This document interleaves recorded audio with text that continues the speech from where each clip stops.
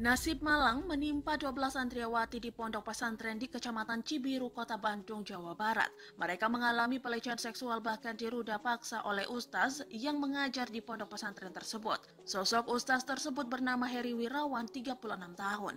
Aksi bejatnya itu telah dilakukan selama 3 tahun atau sejak tahun 2016 hingga 2019. Di Cibiru, Bandung, Jawa Barat. Pasalnya jumlah korban mencapai 12 orang, 8 diantaranya sudah melahirkan, bahkan 1 korban punya 2 anak dari perbuatan bejat pelaku. Kini, bayi-bayi tersebut dirawat oleh para orang tua korban. Hal ini disebutkan oleh Ketua P2TP2A Kabupaten Garut, Jawa Barat, Diah Kurniasari. Semua dari kita, jadi 8, 1 sampai ada 2 anak. Nah ini, tapi dari semua sekarang selama 6 bulan semua sudah lahir. Jadi kan tadi di TV saya melihat 2 lagi hamil, tidak, sekarang semua sudah dilahirkan.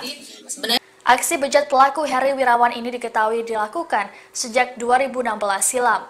Rata-rata korban berusia 13 hingga 15 tahun. Para korban yang masih terikat kekerabatan tersebut menimba ilmu di pesantren pelaku.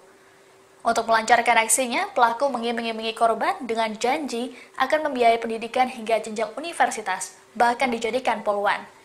Korban juga diberi pemahaman bahwa harus menaati guru.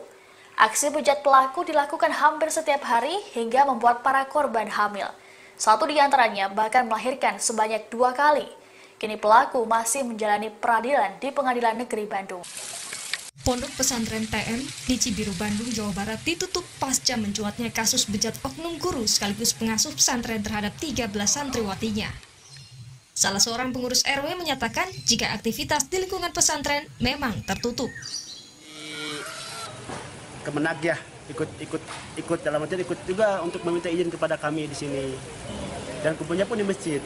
Begitu berjalan pesantren ini, memang aktivitas santrinya itu kita berbaur di sini, ikut berjamaah. Tapi setelah setahun lebih setelah pembangunan masjid ini, tiba-tiba tidak ikut berjamaah lagi di sini. Akhirnya pesantren tertutup ya. Akhirnya tertutup. Kita juga nggak tahu tuh aktivitas seperti apa di dalam, apa ada kegiatan apa. Kami warga di sini tidak tahu. Ya, memang benar sekali di awal Mei itu ada laporan terkait ada pencabulan yang dilakukan oleh salah satu dosen pengajar di pesantren yang ada di daerah Cibiru terhadap anak-anak santrinya yang berusia masih belasan tahun. Nah, mengapa kita tidak rilis? Karena ini menyangkut dampak sosial dan dampak psikologis dari anak yang mengalami pelecehan seksual tersebut. Sehingga kita tetap melakukan penyidikan dan sekarang sudah berada di tangan kejaksaan, dalam artian berkas dan tersangka sudah disampaikan atau dikirim kepada kejaksaan.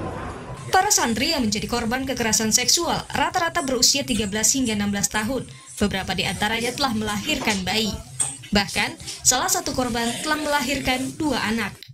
11 korban yang berasal dari Garut tengah mendapatkan pendampingan dari Pusat Pelayanan Terpadu Pemberdayaan Perempuan dan Anak atau P2TP2A Garut.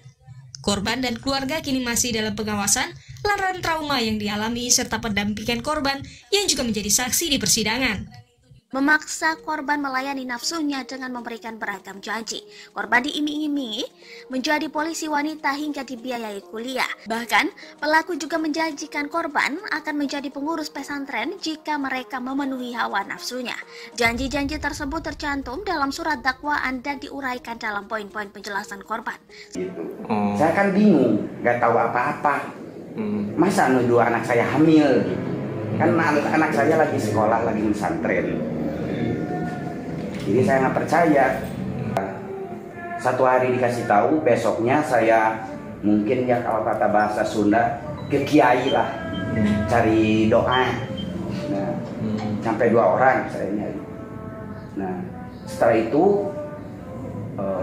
anak saya itu nangis. Dilihat sama ibunya bahwa anak saya mengaku,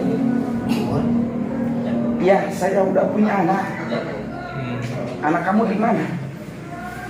Anak saya ada di Bandung. Di Bandungnya di mana? Di base camp. Sama siapa? Sama teman-teman saya. Sementara itu, hukuman maksimal siap mengganjar terdakwa. Lantaran Kejaksaan Tinggi Jawa Barat juga tengah menyelidiki temuan baru, diantaranya dugaan penyelewengan dana bantuan untuk pesantren. Untuk kemudian menginformasikan pada kami, sehingga nanti akan kami lakukan tuntutan ya, semaksimal mungkin terhadap pelaku yang bersangkutan. Ada kemungkinan untuk hukuman kebiri, Pak? Nanti kita lihat ya, kita lihat.